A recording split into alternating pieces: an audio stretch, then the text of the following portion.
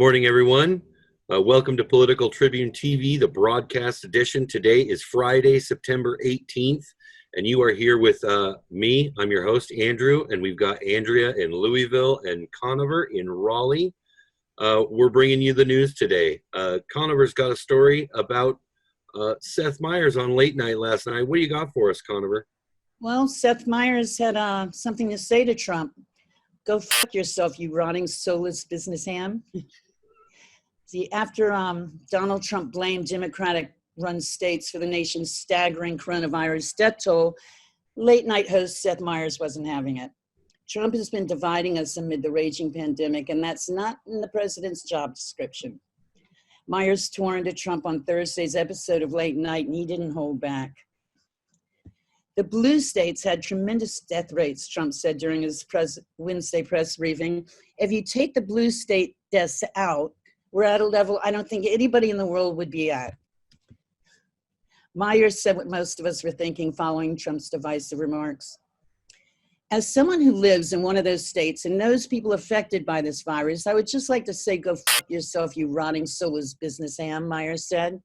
But sure, if you just take out the people that died, then you did a great job, dude, Meyers added. By the same token, if you take out all of his albums, Kid Rock had a fantastic career. Meyers said Trump's remarks about the coronavirus death toll were particularly grotesque and called the president a sociopath. I'm sure Trump's not our first sociopath president, but he's definitely the first one who's open about it, Meyers said. He's the kid who lights ants on fire for fun. And when you catch him doing it, he says, it's not what you think. Torturing living things gives me joy. If you can't empower or enrich him personally, then he doesn't care about you, he continued. It's the same ideology that treats protesters as traitors and calls for political opponents to be charged with sedition. And then Meyers went after the Electoral College. If we had a national popular vote, Trump and the GOP would have to campaign in places like Portland or New York City, he said. And I personally would love to see him pander to Portlanders by growing a mustache and riding a penny farthing to an Arsenal pickle store. Do you have that clip, Andrew?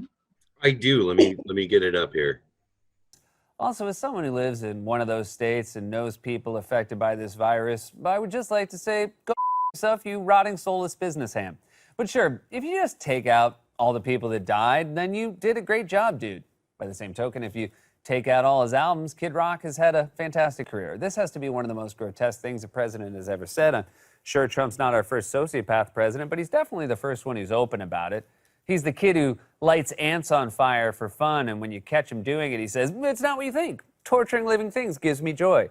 But it's also the most honest articulation of Trump's beliefs. If you can't empower or enrich him personally, he doesn't care about you. It's the same ideology that treats protesters as traitors and calls for political opponents to be charged with sedition. And by the way, the only way they can get away with this stuff is because we have an ass-backwards electoral college system that lets Republican vampires write off anyone who doesn't live in one of like a dozen swing states. If we had a national popular vote, Trump and the GOP would have to campaign in places like Portland or New York City, and I personally would love to see him try to pander to Portlanders by growing a mustache and riding a penny farthing to an artisanal pickle store. And this is a lot for a pickle. You guys, there's a pretty expensive pickle. All right, that was Seth Meyers. What do you think, Conover? Well, Trump's divisive rhetoric isn't exactly going to help him reach out to independent and undecided voters. The president is pandering to his base, and they are already committed voters. In contrast, Democratic presidential nominee has repeatedly vowed to represent all Americans. What's troubling about Trump voters is that they insist that he's our president too, while he bashes Democrats daily and even vows to retaliate against Democratic-led cities. You know, it's true, and we see him tweeting about it all the time. He was tweeting about putting down riots on election night just this morning. I think Seth probably has a pretty good point about the Electoral College. If we could do away with that, we'd likely never have a Republican president again. Oh, absolutely not. We'll see what we can do about a constitutional amendment. In the meantime, if you're in a state that guarantees all of your electoral votes to a single person, write into your members of Congress and ask them to support the National Popular Vote Interstate Compact. which would bypass the Electoral College by just deciding to give all their votes to the popular vote winner nationally. Let's take a little break here, and we'll come back in a few. All right, welcome back. We're here now with Andrea in Louisville. What's on deck today, Andrea?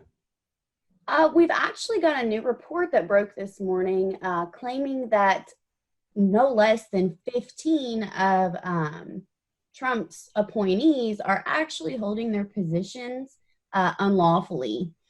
Guys, Trump has long been operating under the assumption that he can essentially do whatever he wants as president of the United States. Legality be damned. However, now that his term is almost up, it seems that his tendency to skirt the law is finally starting to catch up to him, at least when it comes to his habit of blatantly ignoring the laws that govern presidential appointees anyway. Earlier this week, a federal judge in Maryland actually barred the Trump administration from enforcing new asylum rules after determining that acting secretary of the Department of Homeland Security, Chad Wolf, is most likely serving in that position illegally. But as it turns out, Wolf is far from the only Trump-appointed official that's currently living it up in a high-profile government position that they're not even legally allowed to have. Just last month, a report from the Government Accountability Office revealed that acting Deputy Secretary Ken Cuccinelli was also serving in his government position illegally in addition to Wolf. And frankly, that's not even the tip of the iceberg. The Constitutional Accountability Center has determined that at least 15 Trump officials spanning no less than a dozen executive branch departments are holding their positions illegally as a result of Trump skirting the constitutional law surrounding presidential appointees. According to the U.S. Constitution, a president is required to seek the Senate's advice and consent before officially appointing any individual to official government positions. The appointment clause of the Constitution requires the president to obtain, quote, the advice and consent of the Senate in order to appoint ambassadors, other public ministers and councils, judges of the Supreme Court, and all other officers of the United States whose appointments are not herein otherwise provided for and which shall be established by law. Alexander Hamilton explained in the Federalist number 76 that this law was enacted because the framers recognized that giving a president, quote, the sole disposition of offices would ultimately result in a cabinet that was governed much more by his private inclinations and interests than that of the good of the nation, which, let's be honest, is precisely what Donald Trump has done by stacking his entire cabinet, with nothing more than cronies. The Federal Vacancies Reform Act was enacted in 1998, and it features a strict 210-day limit on vacancy appointees, something that has blatantly been skirted and just downright ignored by the Trump administration, as dozens of acting officials are remaining in those roles far past the expiration date that has been outlined by the FVRA. It's certainly true that the 2020 presidential election is just around the corner. However, it is absolutely crucial that we don't get lax about holding Trump and his administration accountable for their blatant disregard for the laws and the Constitution that they've been sworn to. Frankly, guys, there is a lot of damage that can still be done between now and January's inauguration.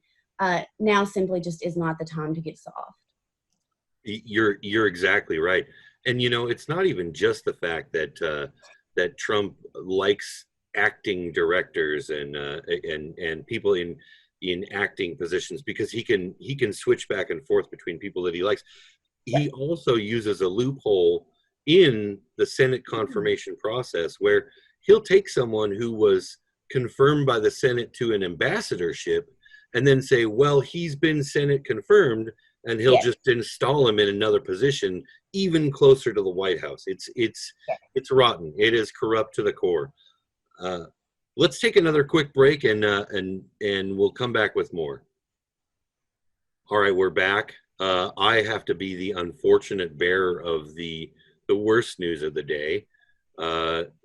We heard about a school district in Dallas. They've apologized now after a student in an online class complained to his family about an assignment that left him in utter shock. An unnamed teacher at W.T. White High School handed out a non-district approved writing assignment to their students, which asked them to write an essay about a, quote, modern day hero, and then included Kyle Rittenhouse, the Kenosha protest shooter, on a list of possible people to write about. He is the young man who shot 3 protesters, 2 of them fatally, during the protests in Kenosha, Wisconsin, following the police shooting of Jacob Blake.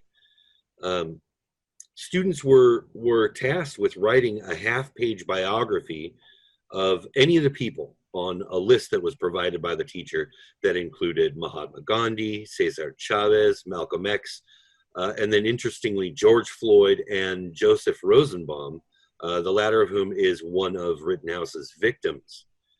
The inclusion of Rittenhouse is made all the more bizarre and horrifying by the appearance of George Floyd and Rosenbaum on the list, because it puts almost an equal sign between a victim of police brutality, someone protesting police brutality, and a police-obsessed 17-year-old who murdered people for protesting police brutality.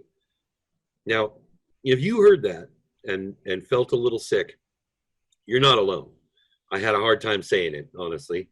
But we do need to face the fact that Donald Trump has created an atmosphere of violence that has permeated even the unlikeliest of places and turned people who might normally have been someone you could have a normal conversation with into defenders of the indefensible. Almost 9 years ago, when George Zimmerman murdered Trayvon Martin in cold blood after merely suspecting the teen was up to no good with his Skittles and iced tea, there were a handful of people who celebrated Zimmerman.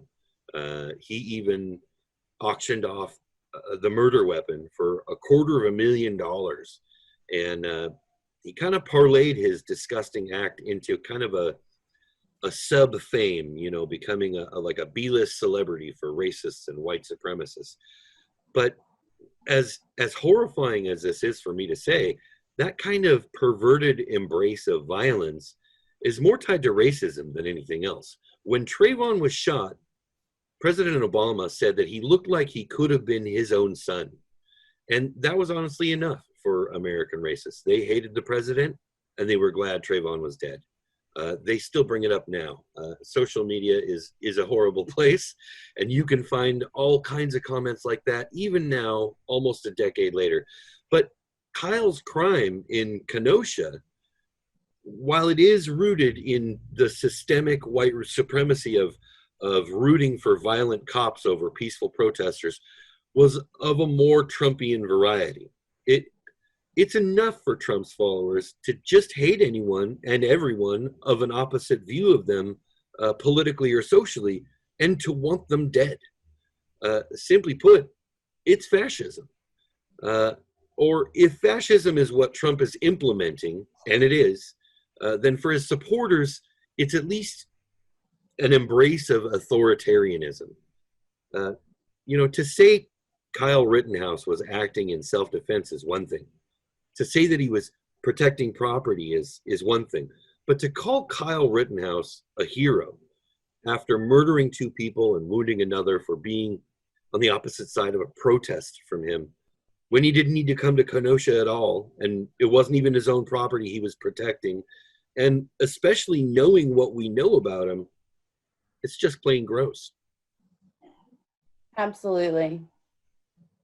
Kind of hard to swallow, especially after, Political Tribune, we reported on what his classmates had to say about him, and that sounded a lot like the stuff we generally hear after the fact, after a horrible crime. We also reported on Trump himself defending Rittenhouse during a briefing. Yeah, that saying was. that he was acting in self-defense and the kid was in trouble and they were going to kill him. And I honestly wouldn't put it past Trump to actually pay for Rittenhouse's legal defense.